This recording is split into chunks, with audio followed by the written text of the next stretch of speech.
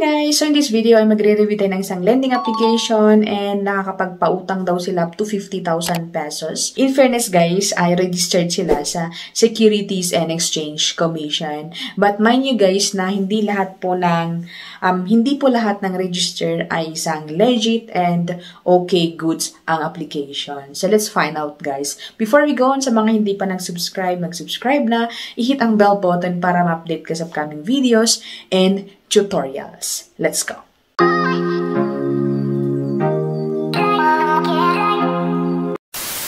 Welcome and welcome back to my channel. So in this video guys is magre-review na naman tayo ng isang lending application na napagpapautang daw up to 50,000 pesos. Ayan. So ang lending application na ito guys is si XL Cash Lending and powered by XL Cash Lending Incorporated. Ayan. So meron silang 3.4 stars and 1K review. So medyo marami-rami na guys. And meron po sila sa Securities and Exchange Commission with the registered number of CS2019173909. Ayan. And powered by XL Cash Lending Incorporated or Corporation. Ayan. So, upon downloading guys is makikita agad-agad natin dito ang kanilang privacy policy. Ayan. And then, click natin yung button and yung continue para makapag-continue tayo sa pagre-review sa kanila or sa application na ito guys. Okay? So, of course, is permission to start your loan. Ayan, sa ating SMS, phone and information, camera, media, photo, and whatever. So, alam niyo yun guys, diba? Okay, so let's move on. And sabi dito, allow XL Cash to access this device. So, for me is while using the app na lang. Okay? So, let's go. Next thing is yung dashboard na nila guys. Ayan. So, loan amount, repayment, term 180 days to 365 days. Ayan. So, ang pwede daw ma-loan dito, maximum pag first time is up to 3,000 pesos. Ayan. And get the loan in 5 minutes. Ayan. So, tap natin yung apply. So, magtatanong sila ng ating phone number kasi magsasend sila ng OTP, ayan, on code, and then enter natin dito, and then log in na. Okay?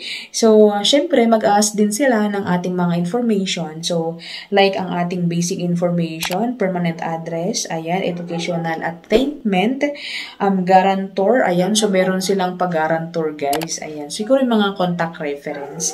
Ayan. So, employment information, monthly income, job type, ayan, so company, and here na guys sa guarantor niya, contact reference, ayan, so kailangan sila ng 5 na contact reference or yung mga guarantors / co-makers. Ayan. So, be sure guys, ang mga nilalagay pala natin dito is, alam nila, para in case po na hindi tayo makontakt is, sila ang tatawagan, alam nila yung mga isasagot nila. Ayan. So, let's go guys. Next is yung ating kailangan ng mga ID. So, identify or identity information. Ayan.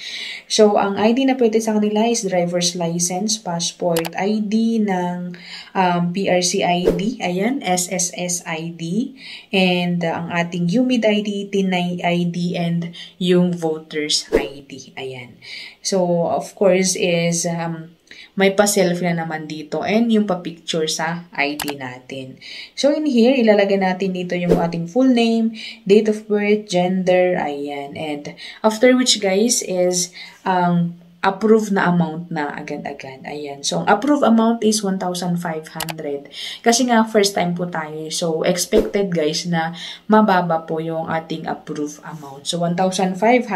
Ayan.